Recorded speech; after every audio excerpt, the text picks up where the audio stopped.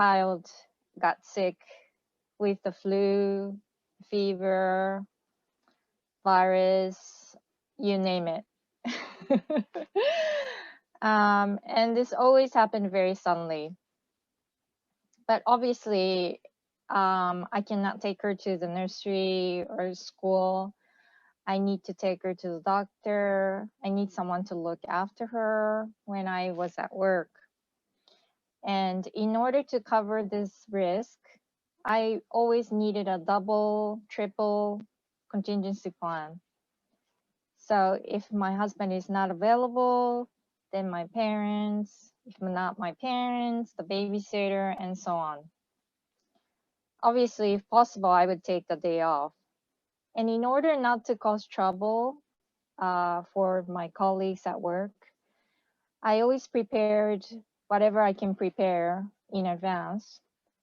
So if I can't attend, worst come to worst, then my colleague will be able to take over using my preparation, my notes. For example, when my daughter was 1 year old, she had to be hospitalized as she had pneumonia. And I stayed at the hospital with her overnight. And that is when our apartment got robbed. 4 professional robbers. And it was obviously pretty devastating for us, but at least we were all right, unharmed. So my point is, anything can happen at any time. And whatever happens, you need to be prepared to face them one by one. And more help you can get, the better. So you have to be prepared for the what ifs. Thank you. Thank you, Ria-san. And I think those were real challenges beyond our control. Tough time comes, and I think we need our family, friends, and as you mentioned, the better we get help, better it is to overcome those challenges. Thank you so much for sharing with us. Lavanya, may I request you to please go next and share what were the challenges you faced? And as you mentioned, you have moved across industries, departments, and you started from PhD. So there might be multiple kind of challenges you might have faced in your journey, and we would be we would like to get some inspiration and what were the challenges you faced in your journey. So over to you, Lavanya. Thank you. When you look back and think about challenges, it's very difficult to segregate whether these are professional or personal. Sometimes they overlap each other. Yes, I think we can't really say just women face challenges. Everybody faces challenges as we go about in the career. So some of the challenges we talk about may not specifically because of gender, but there are some which are very specifically because of gender. And I think I would rather focus on that because this is more about the women leadership session. I know Ria-san touched about the personal challenges, and I think most of us face those challenges as we have kids growing up, and when you have your young falling sick, or I think it's very true, we need a support system. We definitely need to build a support system around us, whether it's our own family or our own community or society, somewhere the support system. And the best part today is a lot of corporates recognize this issue that women face. And I'm very glad in my office when I sit in the coffee shop to watch, we have a crush within the office, and women bring their kids to the office, and the Nissan company provides daycare. And you could see all these kids being taken around when you're actually sitting and grabbing your cup of coffee at Starbucks. And it really feels good because when I started my career, there was nothing like that. So there was no crush, there was no consideration from the corporate about, yes, young mothers do need support. So I used to remember the days when I would stand literally near the door because I have to swipe at 6 o'clock. And I have to drive back, which would take me an hour to reach the daycare center, which would shut down at 7. So swipe and just jump into the car. And that moment of tension, if I just look at it right now, I wouldn't know how I got through it for an year or so, because I would come to the daycare to just see my daughter, only my daughter, sitting with the one teacher waiting for me to pick up at the door. So I think those kind of feelings are something that you can always remember in your mind and think about it. We got through it, so we don't really necessarily feel that now. But from a professional point of view, there's one thing that I would like to always say. Most of the times, when we began our career, at least nowadays, it's changed. It changed quite a bit because corporates are much more conscious about gender diversity. So you do have a lot of policies around promoting this. But when I began, it was a man's world. So most of the time as a leader, I would be the only woman sitting in the room. Look around and you won't have. And it's true. They say women are more emotional, but it's true. That is what we bring to the table because our decisions are driven by emotions.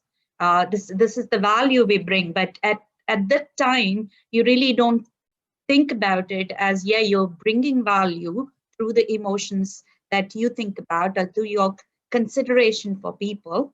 At that time, it was more like, okay, people are looking at you and saying, you can't make a rational decision because you're a woman, which is not true, So that's one, I could say, is one of the biggest challenges you face as if you've started as a leader very young and very early in those days.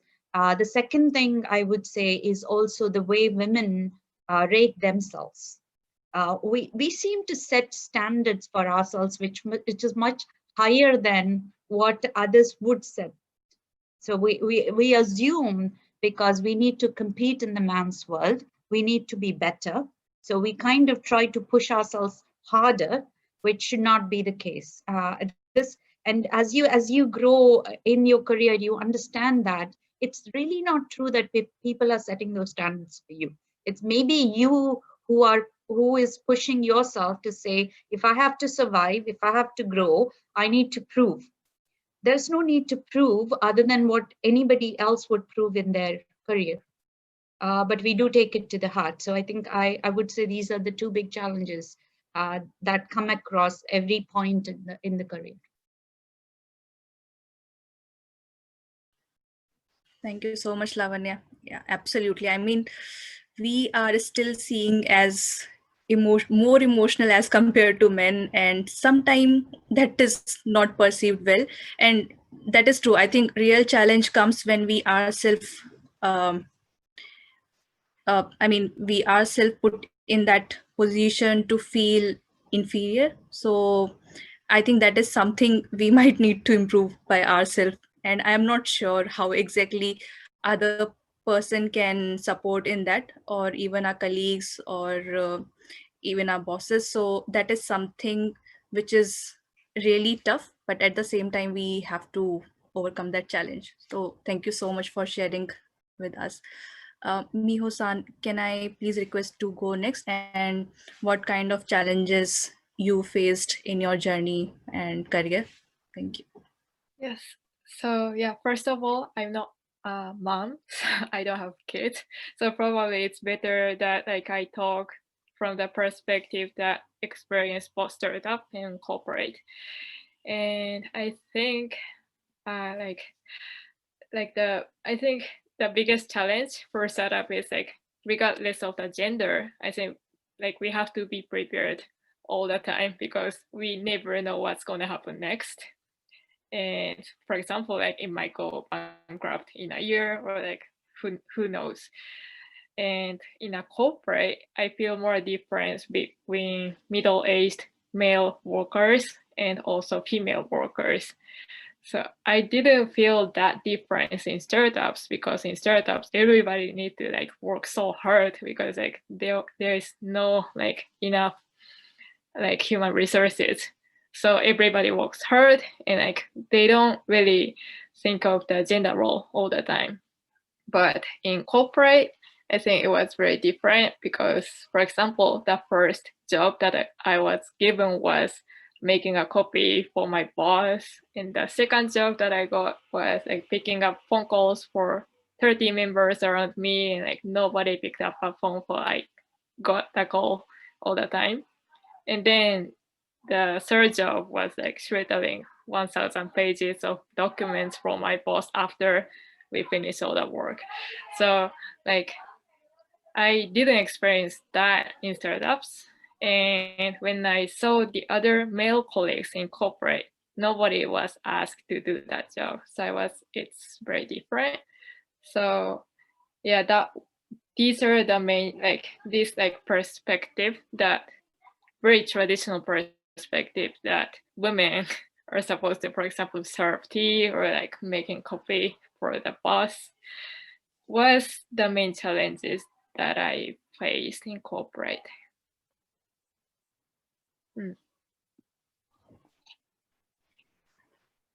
Thank you so much, Miho-san, for sharing with us.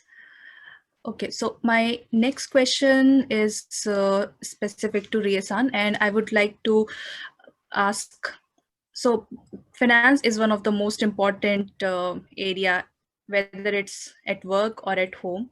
So I would like to ask you to please share with us how women can manage finances at work and home, so that we can take charge of how our life is going. And mostly because most of the time, like, men take charge of how finance and those topics being handled at home especially. So Rie-san, what would you advise or suggest women to be more financially independent and more aware of this?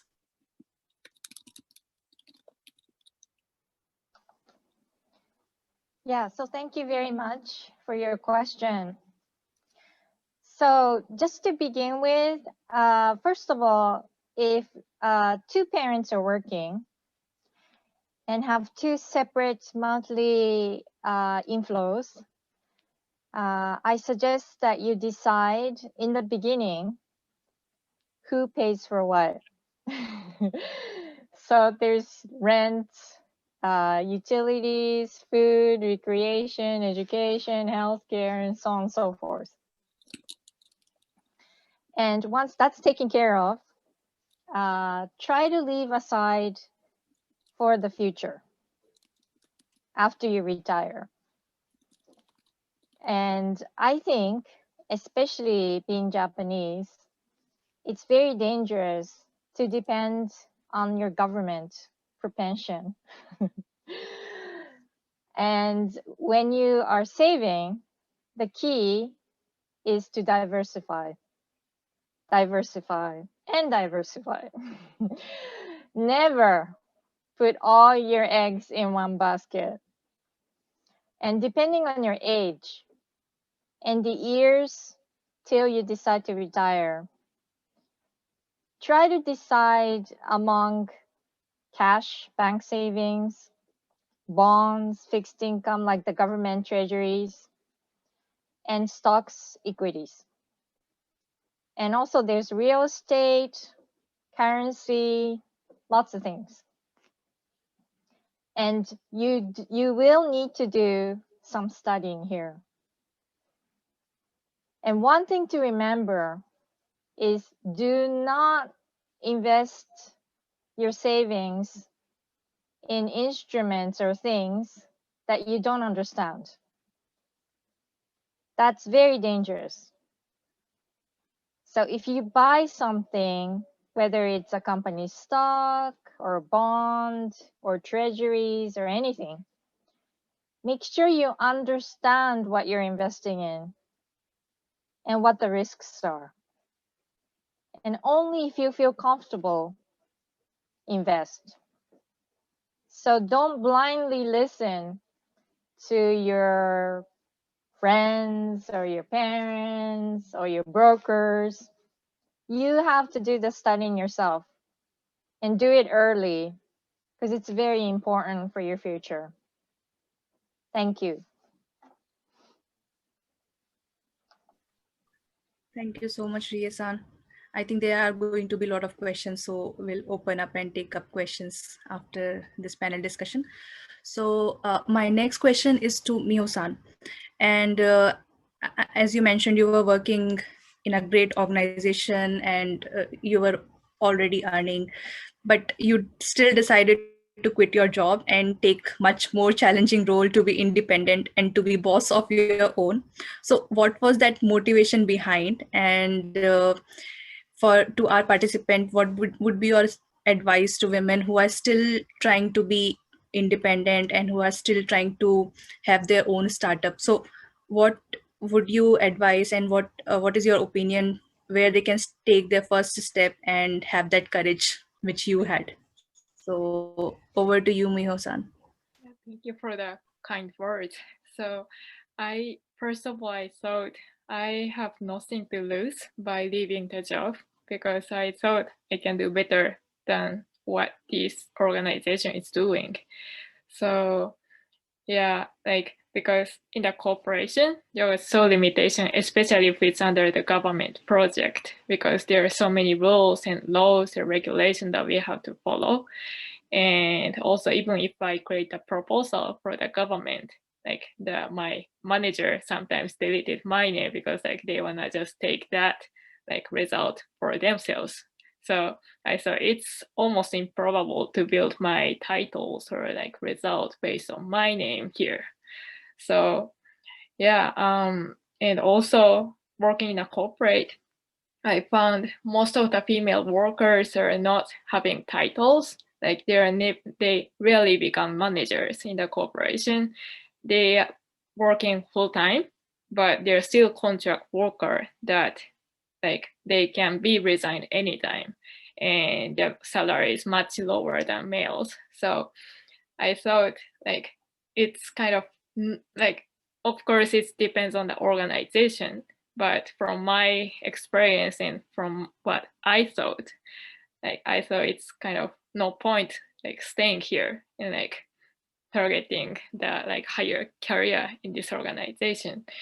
And also all of the moms in the organization was working so hard after cooking breakfast, cooking lunchbox before coming to work and waking up at 4 a.m. Probably most of the speakers did it, but then they work until 10 p.m. because the work didn't finish, and I thought I cannot do it, and I don't want to do it when I become mom, because my family had a own business. So and my house was also the company. So my parents' house is company. So whenever I go back home, my mom and my grandma was okaeri, and I could always see them. And that was one of the pressure that I had while I was a kid. So yeah, I think I thought if I become an adult and mom, I wanna for example welcome my kids like that. I wanna be with them. So yeah, because that was one of the pleasure that I had. And also I found so many people who don't judge based on the gender after I quit the job, I think. So many of the startup partners are so kind, and they believed in what I do, not because of I'm women, ladies, but because I am pursuing my career to help startups and also legal procedures for them. So I could work with these people who believe in what I do. So that was the great thing that I got after I quit the company. And also it's a bit kind of, how to say, specialized area about what I do. But I get so many questions from the Indian professionals. And most of the ladies that I met have dependent visa. And I think the important thing for them is thinking of how to get like help from the husband. And also like, because for example, if the husband has the regular engineer visa, then the dependent visa holders can usually work for 28 hours, usually part-time job in Japan.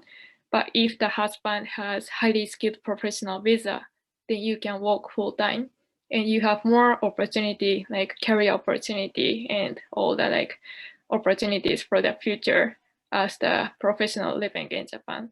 So I think, yeah, thinking of what kind of resource you have and what kind of like human network you have are the two main things that you can think of when you start your company or business here.